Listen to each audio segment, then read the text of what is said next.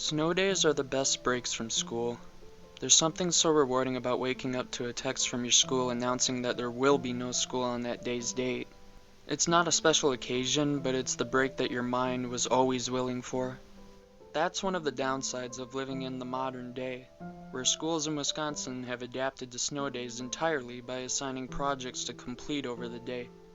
That's where I found myself on a mid-February day working on a brief essay that needed to be completed for when school would resume teaching us. The snowstorm had struck a few days ago, and this was now the second consecutive day we had been without school. It was relaxing and a little worrying at the same time. I had never known a snowstorm that lasted longer than a day or more since I had lived in Wisconsin. I sat on my bed, drinking a mug of coffee with my Chromebook on my lap, trying to will myself to finish the last paper before I could spend the remainder of the day doing whatever I wanted.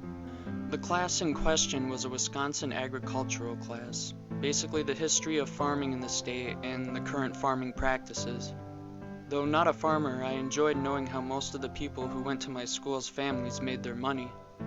The subject we were forced to write about was a famous or infamous occurrence in southern Wisconsin, whether natural or biological or technical. The vicious snowstorm outside my bedroom window that had been raging for days now made me recall an obscure and almost forgotten event in our town's history. I had heard of this event in hushed tones, and there was probably a plaque in one of our parks describing it, but I wanted to make sure it really did happen and wasn't just a rumor that I had heard. As it turned out, I was correct. About 84 years ago, in 1940, a terrible snowstorm came through the southern part of Wisconsin and even touched down in some parts of northern Illinois. Similar to the one that currently had our region by the throat, although this one lasted for an entire week instead of 2 days. I was astonished by the photographs alongside the paragraphs of information. The snow reached nearly half the height of many of our buildings in the downtown area, with children rolling and sledding down the snowbanks. I was interrupted by my reading when the bedroom light flickered and flashed back on. I took my attention off the article and gazed at my bedroom light.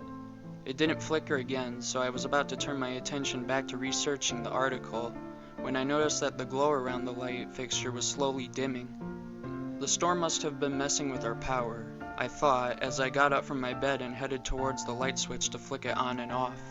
The light fixture was once again consistent in its glow, although appearing a bit more orange. It kinda reminded me of those old incandescent lights that everybody used to have.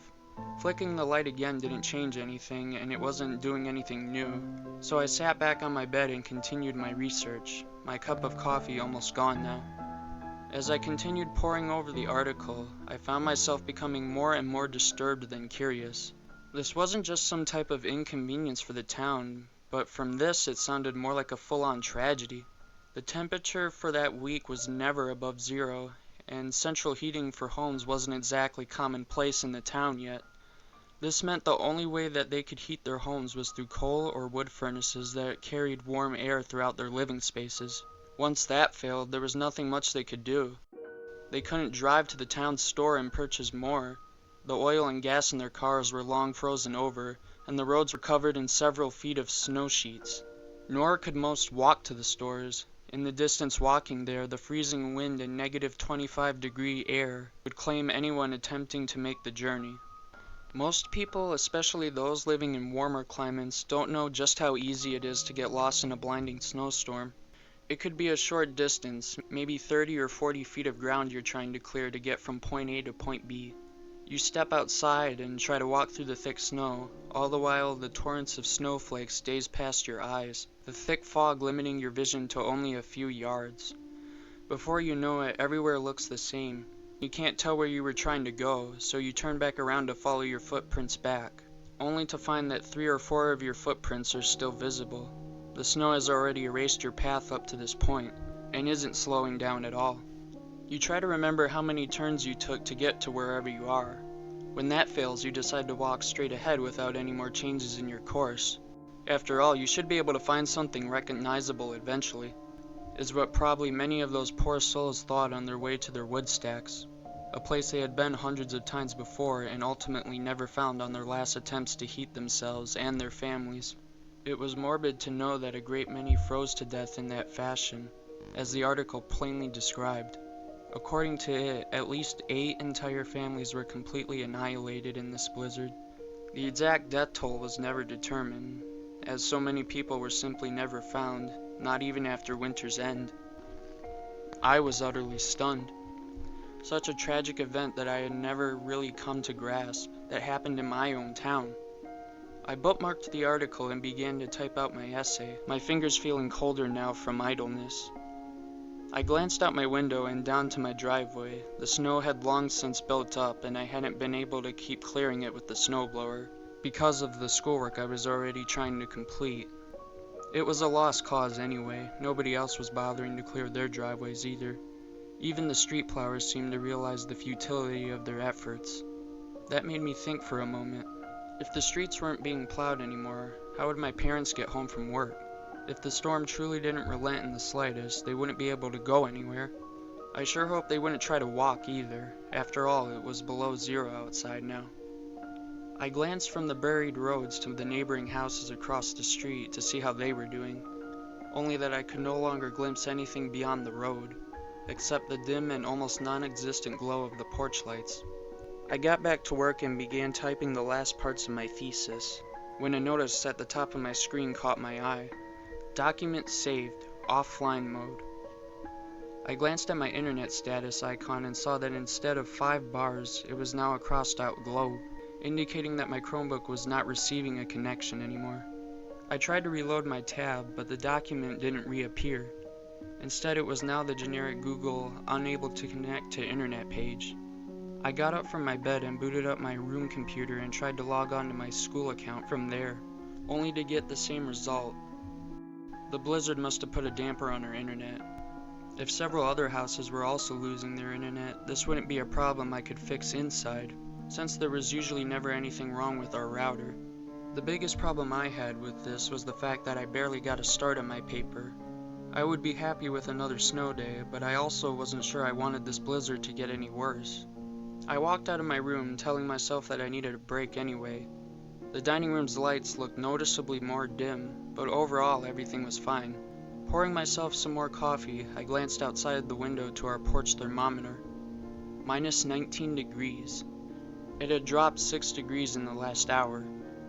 It was now rolling around 3:30. My parents were usually home about a half hour before. I was somewhat happy they weren't braving the roads and seeming to wait where they were for the storm to pass, but I would have assumed they would have called the house to let me know that they wouldn't be home for a while. Unless, of course, the phone lines were blown down, and in this wind I wouldn't doubt it. I stared out the window, watching the thick flakes wander from the air to the ground, where they disappeared amongst the white void. The corners of the window were now being covered with snow, slowly working its way to the center. I walked to the living room and set my coffee on the couch arm. Without the internet, I would be limited to putting on an old DVD. I didn't have a problem with that. It always kind of brought back a little nostalgia for when I didn't know how to use the internet and had to rely on DVDs for entertainment. Settling on an obscure spaghetti western, I laid back on the couch with a blanket covered over myself. Feeling more comfortable, I looked over to the opposite end of the couch to see that my coffee was on the other couch arm. Oh well, I drank plenty today and I felt like taking a small nap before I ate dinner, and without another thought, I shut my eyes and drifted off to sleep. When I opened my eyes, it sure didn't feel like it. The entirety of the room was black, pitch black, save for a few dim white squares where my windows were. I was shivering like I had been sleeping inside of a freezer, my hands in pain from frostbite, my fingers all but completely numb and unfeeling. I threw the blanket off and stumbled up to my feet, feeling in my pocket for my phone. It was 10:43 at night. I felt around in the darkness for the light switch, loosely gripping my phone as my only source of light. I flicked the light switch on and off to no change. My worst fear was heightened when I put the two together. The power was out. The heating wasn't on anymore. I was freezing beyond belief, the blanket having done little to keep back the cold which had been sieging my house for the past days. I had likely already begun the first stages of hypothermia. First the limbs would lose all feeling, then my organs would shut down. My mind ached at the thought. The wood floor was as cold as the air, as well as my socks. My once hot coffee had been frozen into a black cylindrical brick. I called through the house in case my family was home, but all that came out were weak and raspy gasps and coughs. My throat was cold, my saliva frozen to my gums. I stumbled forward and headed for the closet which normally housed our winter gear and coats. Like everything else, it was only slightly warmer than the air, and putting it on didn't make me feel much warmer either. I tried to peer out the window, but they had been long since coated over with snow. Nothing but a dim white glow emanating through the center. I covered my face with my gloved hands, trying desperately to retain any lingering warmth in my flesh. In my desperation, I opened the front door to be greeted with a wall of snow. I stepped out of the way as the pile collapsed into the house. I desperately tried to shut the door again, but it was futile. The wind alone was keeping the door forced open, along with the mound of snow blocking its path. Any lingering warmth in the house would soon be drowned out by the cold air and relentless snow billowing into the home. I had to get out. I began climbing over the mound of snow and rolled onto the porch, my face feeling like a pincushion as the chilling air pushed me back. Grabbing the snow-covered rail, I began to stagger forward off the porch, feeling more like I was climbing vertically up a mountain. Stepping off, I was now waist-deep in snow as I tried to figure out my next move. I thought about going to my next-door neighbor's house, but if the blizzard blew down the power lines, then surely my house wasn't the only one without power. The closest place I could think of that would have some heating would be the gas station a block down from my house. In my current state, I could maybe last 10 more minutes outside, if that. I decided not to gamble it by skipping my neighbor's house and trying to find the road. The visibility was pitiful. I could see no more than 4 feet in front of me. All the while, my winter gear was becoming coated in snow, plummeting my body temperature even more. Judging by how level the ground was and the time it had taken me to walk 10 or 15 feet, I was guessing I was well on the road now.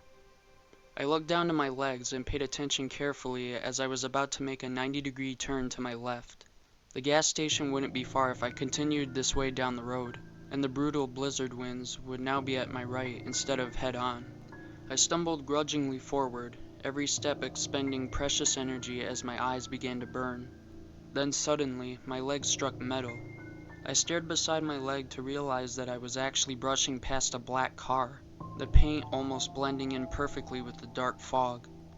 The first thing that caught my attention was that this car was really old. It looked like one of those old Ford coupe models you'd see in old movies. Its one passenger door wide open, allowing snow to nearly fill the entirety of its interior. As a matter of fact, the only parts visible were the sides of the car. Everything else had well over a foot of snow covering it. I started off in the direction that the car was pointing, using it as confirmation that I was now on the street. Not even the street lights seemed to shine anymore, or if they weren't penetrating the fog in the least.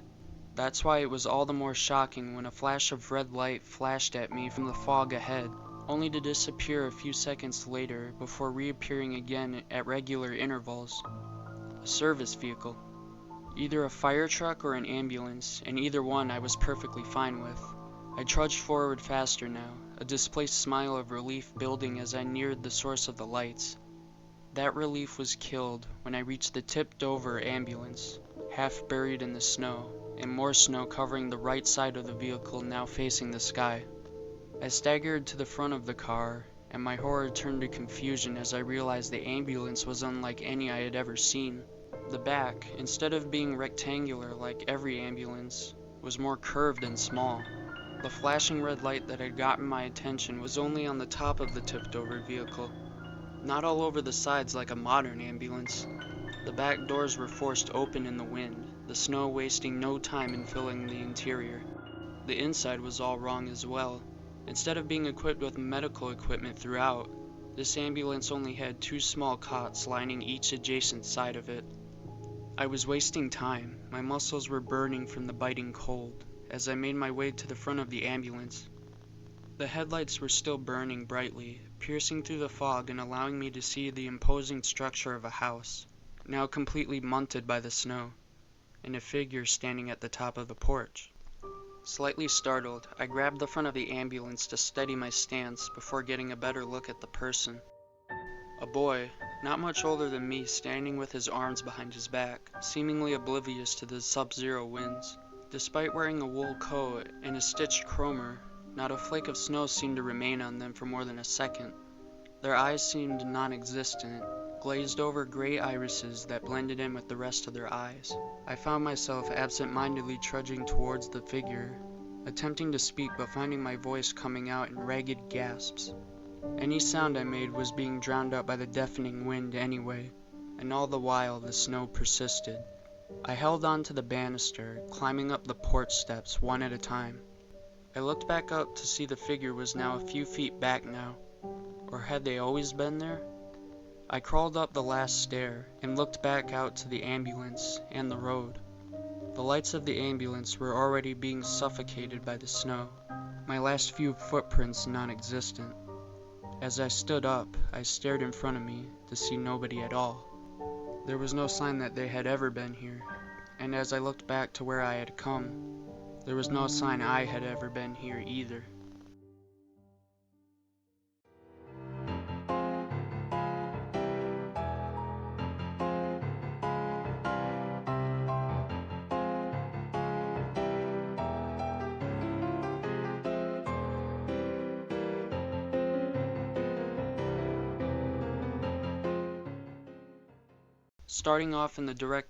I started off in the car. You're not driving this stupid thing, it's stuck.